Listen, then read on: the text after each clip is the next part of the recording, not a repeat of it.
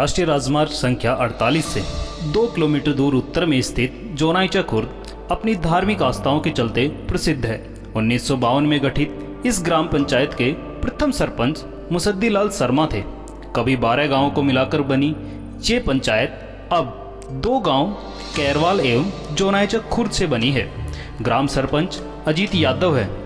बाबा कुंदन दास की तपोस्थली एवं बाबा के विशाल मंदिर के साथ समीप स्थित वैदिक वनखंडी आश्रम में स्थित उत्तर भारत की सबसे ऊंची यज्ञशाला एवं ठाकुर जी के मंदिर गांव की धार्मिक पहचान को समृद्ध करते हैं।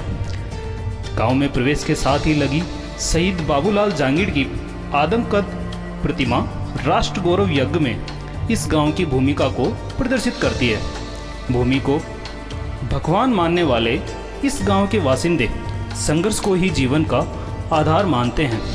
हर वर्ष आयोजित मेले एवं सांस्कृतिक आयोजन इस गांव की सांस्कृतिक महत्वता को दर्शाते हैं।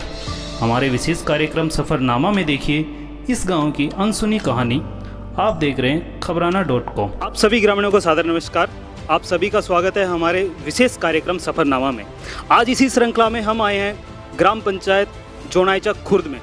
आइए जानते हैं अपने गांव का इतिहास, अपने गांव की कहानी। हमारे विशेष कार्यक्रम सफरनामा में हम हैं खबराना.com। सबसे पहले जानते हैं कि जोनाइचा खुर्द गांव कितना पुराना है। तो सर एक बार अपना परिचय दीजिए। मैं सुरेश, जोनाइचा खुर्द उप सरपंच।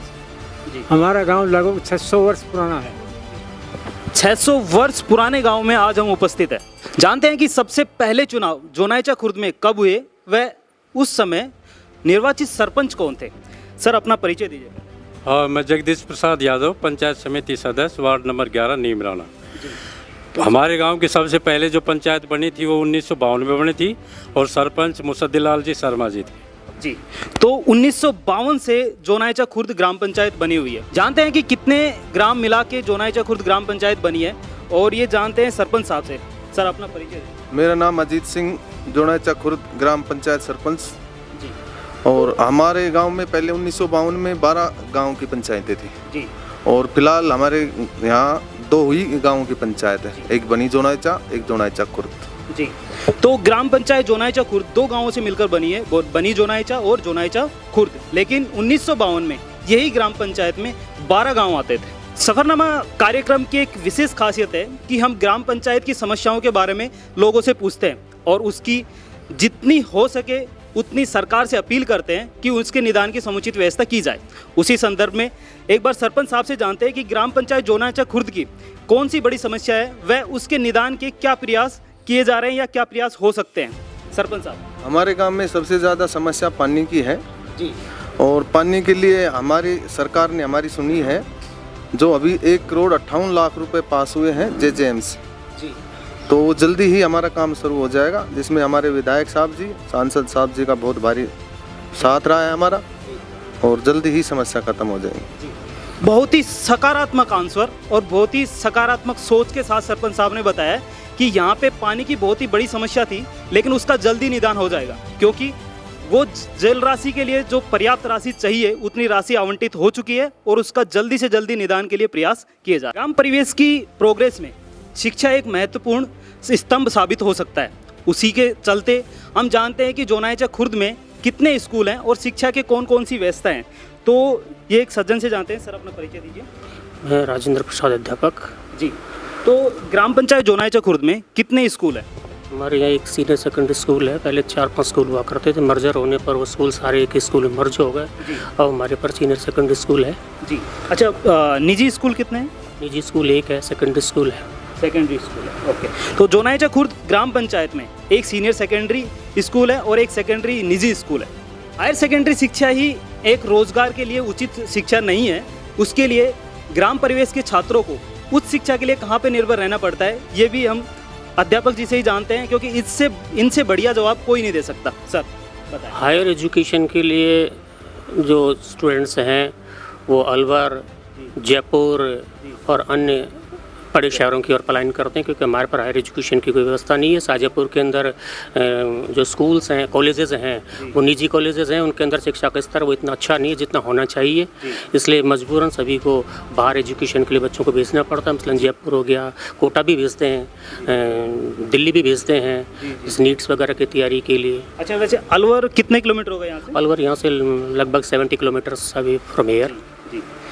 ग्राम परिवेश की जो शिक्षा के जो स्तर हैं, कहीं ना कहीं हमने हर एक प्रोग्राम में ये देखा है कि या तो सेकेंडरी स्कूल या हायर सेकेंडरी स्कूल ही पाए जाते हैं ग्राम परिवेश में। उस शिक्षा के लिए कहीं ना कहीं 100-280 किलोमीटर दूर छात्रों को जाना पड़ता है।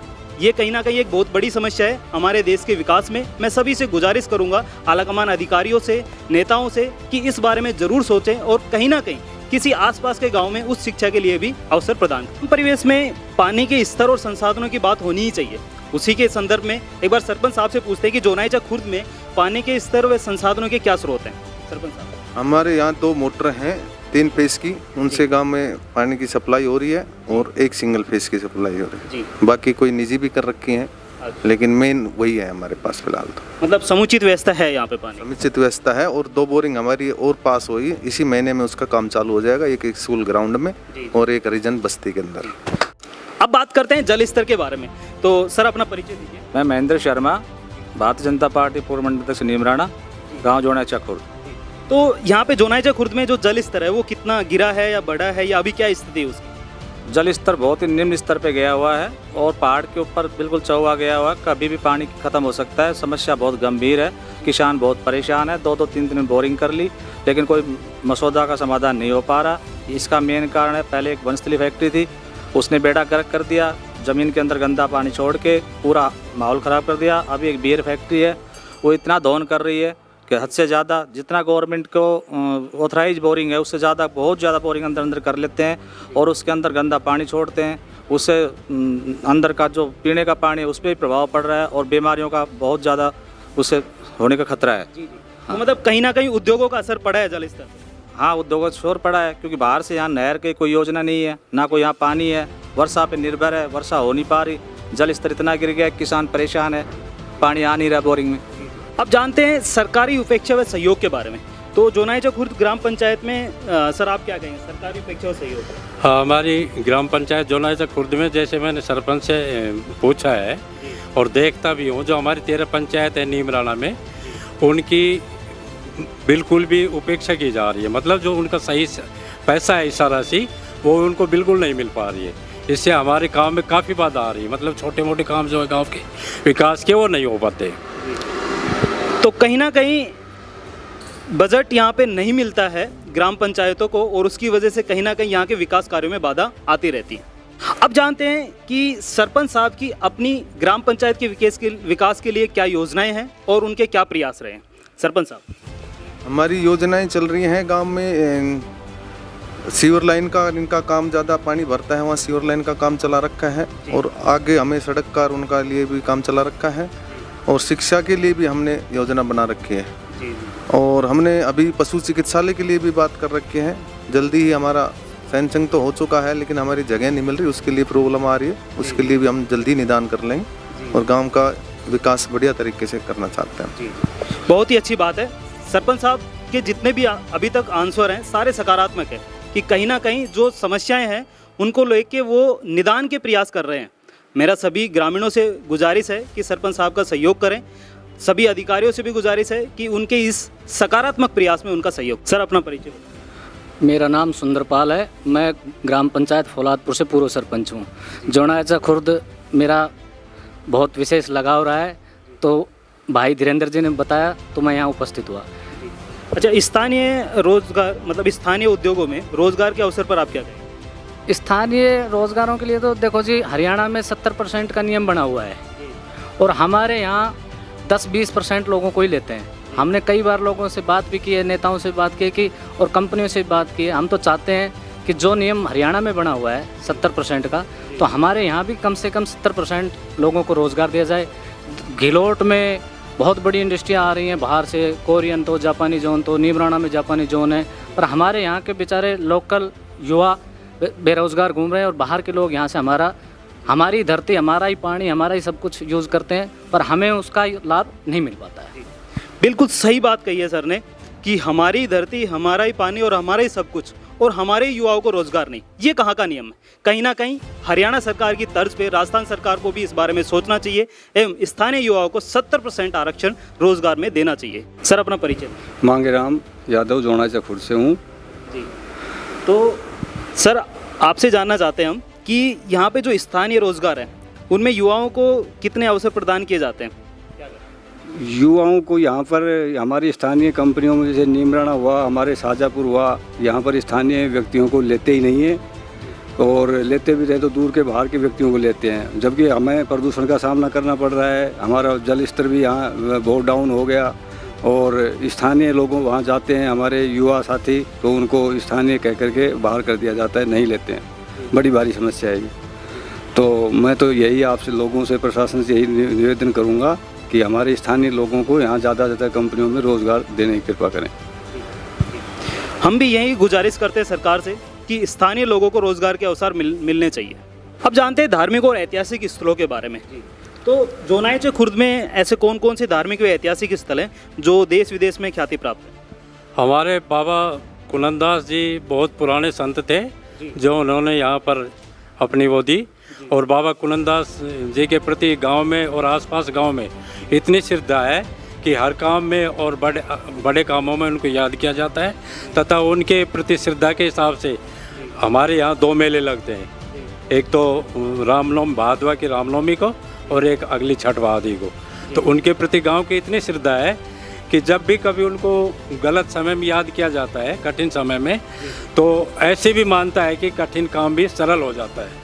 मैं अपने आंखों देखा हाल बता रहा हूँ। मैं सिरियानी अध्यापक था, तो वहाँ कमरे का काम चल रहा था, तो एक ट्रैक्टर बजरी का वहाँ फंस गया, नहीं निकला। दूसरा ट्रैक्टर लेके आए तो भी नहीं निकला। फिर हमारे एक अध्यापक ने कहा कि भाई बाबा कुनंदास जी के प्रति इतनी श्रद्धा है यहाँ लोगों की कि आप उनको याद करो। तो उन्होंने ज़्यादा नहीं 11 रुपये का प्रसाद बोला, और वो ट्रैक्टर बगैर दूसरे ट्रैक्टर की सहायता के ही निकल गए। इतने लोगों की श्रद्धा है। यहाँ पे और भी ऐसे दर्शनीय स्थल हैं जिनके बारे में जानते हैं सरपंच साहब से। सर हमारे यहाँ पे वनखंडी आश्रम भी है जो बहुत बड़ा है। उसी में एक बहुत बड़ी यज्ञशाला है जिसमें डेली हवन होते हैं। गांव के ग्रामीण भी जाते हैं, महाराज भी करते हैं, और बहुत अच्छा स्थान है। बहुत ही अच्छा जवाब दिया सर ने कि यहाँ पे यज्ञशाला है, और कहीं ना कहीं ग्रामीण परिवेश का भारतीय संस्कृति में बहुत बड़ा योगदान है। वो आज हम यहाँ पे जब आए हैं तो हमें पता भी चल रहा है कि यहाँ पे कुंदनदास महाराज और एक यज्ञशाला भी यहाँ पे उपस्थित है। अब जानते हैं कि कृषि की यहाँ पे कौन कौन से संसाधन हैं, कौन कौन सी फसलें यहाँ पे उगाई जाती हैं। तो सर अपना परिचय दें पहले। मेरा नाम आज़ाद है, मैं विकास कमेटी अध्यक्ष हूँ जोनाइचा के। जी। चलिए, फिर तो इससे बढ़िया आंसर कोई नहीं दे सकते सर के अलावा कि यहाँ पे कृषि के कौन कौन से संसाधन हैं और क्या व्यवस्था है। संसाधन तो अपना ये ट्रैक्टर है, ट्रैक्टर से ही करते हैं ज़्यादातर अब खेती तो सर।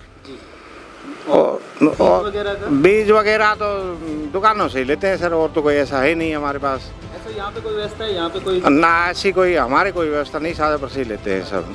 हाँ, फसल हमारे सरसों गेहूँ 2 ही फसल ज़्यादा होती है, बाजरा इस समय में। बाकी तो पानी इतना ख़राब होगा इन कंपनियों की वजह से हमारा फसल और होती नहीं है इसमें।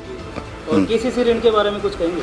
केसीसी ऋण तो सर दे देते हैं, बैंक वाले लेते हैं, किसान तो विशाल आधार से दे ही देते हैं, वैसे कम मात्रा में देते हैं यहाँ भी। हाँ, जितना किसान चाहता है उतना नहीं देते। कहीं ना कहीं मतलब कटौती की जाती है, जितना किसान को चाहिए उतना ऋण समुचित नहीं मिल पाता है, जितना उसको रिक्वायरमेंट होती है उतना ऋण नहीं मिल पाता है। यहाँ पे सहकारिता समिति भी है, उससे ग्रामीण कितने संतुष्ट है इसके बारे में बात करते हैं ग्राम पंचायत सदस्य जगदीश जी से। हमारे यहाँ जो सहकारी समिति है उसका लाभ गांव वालों को बिल्कुल भी नहीं मिल रहा है, समय पर बिल्कुल नहीं मिलता है। जब पैसे की बात आती है तो जो लगा रखे वो नदारद हो जाते हैं, कभी उन पर केस हो जाता है। अब पैसे जमा हो गए, पैसे जमा कराने के बाद किसी को यही नहीं पता मेरे पैसे जमा भी हुए हैं कि नहीं हुए, कोई रिकॉर्ड नहीं यहाँ का। हमेशा घाटे में जाती है, और किसानों को समय पर पैसे बिल्कुल नहीं मिलता है, न खाद मिलता है, और यहाँ का हिसाब बिल्कुल बेकार है, मतलब कोई लेखा जोखा सही नहीं। पहले नंबर पर था, मेरे ख्याल से पता नहीं कौन से नंबर पर गया। मतलब कोई लेखा जोखा नहीं। मैं यहाँ नीमराना भी गया था तो उनसे बात की, लेकिन उनके पास भी कोई नहीं है, इनके पास भी नहीं। मतलब किसान को यही पता नहीं मेरा पैसा जमा भी हुआ है या नहीं हुआ, और मिलने का कभी सवाल ही नहीं। अब पैसे जमा मार्च में हो गए थे, अब तक उनको ऋण नहीं मिला है। सहकारिता समिति जिसका कभी पहले स्थान पे पूरे अलवर ज़िले में स्थान था, आज उस सहकारिता समिति का स्थान पता भी नहीं है, और उसकी समुचित व्यवस्था के लिए जो लोग जिम्मेदार हैं वो अपनी जिम्मेदारी सही से नहीं निभा रहे हैं। उसका कहीं ना कहीं ग्रामीणों पे आक्रोश है कि कहीं ना कहीं वो व्यवस्था समुचित होनी चाहिए जिससे कि किसानों को उसका उचित लाभ। अब जानते हैं कि ग्राम पंचायत जोनाइचा खुर्द में चिकित्सा की क्या व्यवस्था है। सर, अपना परिचय दें। मैं सरपंच सुरेश चंद यादव, जो ग्राम पंचायत जोनाइचा खुर्द। आज जो स्वास्थ्य उप स्वास्थ्य केंद्र है हमारे गांव में है, लेकिन उसकी कोई व्यवस्था नहीं है। पहले आईडी पोस्ट थी, वो सरकार ने ख़त्म कर दी। अब जैसे कोरोना जैसी बीमारी आई तो गांव वाले सभी परेशान हो गए, कोई व्यवस्था नहीं हुई, कहीं जाने की जगह नहीं मिली, लोगों ने बड़ी भारी दिक्कतें से आई, और प्राइवेट में जैसे तैसे अपना गुजारा करके ना और अपना टाइम पास किया है। अब सरपंच साहब से जानते हैं कि इसके बारे में उनके क्या प्रयास है कि चिकित्सा की व्यवस्था समुचित की जाए। स्वास्थ्य मंत्री के पास जाएंगे और इसके मामले में अवगत करवाएंगे और यहाँ पे चालू करवाएंगे मुश्किल। बहुत ही अच्छी बात कि कहीं ना कहीं सरपंच साहब प्रयासरत हैं कि यहाँ पे चिकित्सा की समुचित व्यवस्था की जाए। अब जानते हैं कि ग्राम पंचायत जोनाइचा खुर्द में कितने लोग सरकारी नौकरी में व सेना में कितने, और यदि देश की शहादत के लिए यदि कोई ऐसा वीर जवान यहाँ पे हुआ है जिसने देश के लिए अपनी शहादत दी है तो उसके बारे में जानते हैं। सर, अपना परिचय दें। मैं महेंद्र शर्मा, ग्राम जोनाइचा खुर्द। हमारे गांव में सिविल नौकरी तो करीबन 15% और 12-13% सैनिक लोग हैं जो हमारे जोनाइचा खुर्द में हैं। और इसके अलावा पूछिए क्या कोई शहीद हुआ हो? हाँ, हम शहीद श्री बाबूलाल जी जहांगीर शहीद हुए हैं हमारे, जो कि ग्रेनेड रेजिमेंट में नौकरी करते थे, और जो अपने RR में श्रीनगर में दुश्मनों से लोहा लेते हुए शहीद हुए। कहीं ना कहीं गांव के वीरों का ही योगदान होता है कि हमारा देश आज सुरक्षित है। उसमें जोनाइचा खुर्द भी शामिल है। यहाँ के एक वीर जवान ने अपनी शहादत दी है देश की सुरक्षा के लिए। जानते हैं कि ग्रामीणों की कोई अन्य समस्या हो, विद्युत या ऐसी कोई और समस्या हो, तो उसके बारे में जानते हैं। सबसे पहली समस्या तो ये है कि हमारा गांव काफ़ी बड़ा है, और जो 11,000 का तार है वो खुला है। उसकी जगह यदि लीड डाल दी जाए तो ग्रामवासियों के लिए भी और भी बहुत बढ़िया होगी। दूसरी सबसे भारी समस्या यह है कि हमारे 4-4, 5-5 महीने हो जाते हैं मीटर रीडिंग नहीं होती, और होती भी है तो घर बैठे कर लेते हैं। तो इस मीटर रीडिंग की हर महीने व्यवस्था या 2 महीने में कम से कम करके ले जाए। अन्य कोई समस्या? दूसरी समस्या जो ये आंदोलन कर रखा है कृषि कानून के लिए, हम ये नहीं कह रहे कि आंदोलन इनका गलत है या सही है। हम तो ये चाहते हैं कि आंदोलन हर एक करता है अपने उसके लिए, लेकिन आंदोलन एक निश्चित जगह पर किया जाता है, और ऐसी जगह होती है जहाँ किसी दूसरे को समस्या नहीं होती। मेरे ख्याल से जिनका आंदोलन से कोई लेना देना नहीं है, वो लोग दिल्ली जयपुर के लिए रातों रात भटकते रहते हैं रास्ते के लिए। तो कम से कम जाने आने का रास्ता तो सही रहे। भाई गवर्नमेंट के प्रति या जो कानून बनाने वाले हैं उनके प्रति अपना जो भी विरोध करना चाहिए वो करें, लेकिन आम नागरिक को इतनी समस्या नहीं हो। तो आपने देखा कि ग्राम पंचायत जोनाइचा खुर्द की कौन कौन सी समस्याएं थी और उनके क्या क्या प्रयास किए जा रहे हैं। आप देख रहे थे खबराना.com का ये विशेष कार्यक्रम सफरनामा। मैं हूं आपका होस्ट सुनील दत्त। मिलते हैं किसी नई ग्राम पंचायत में फिर से। धन्यवाद। जय